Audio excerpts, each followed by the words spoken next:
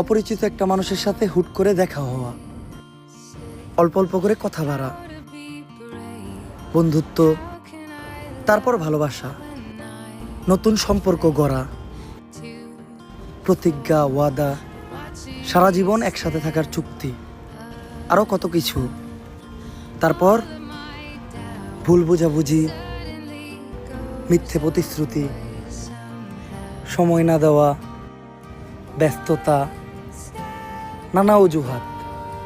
সবশেষে আমরা আবার অপরিচিত।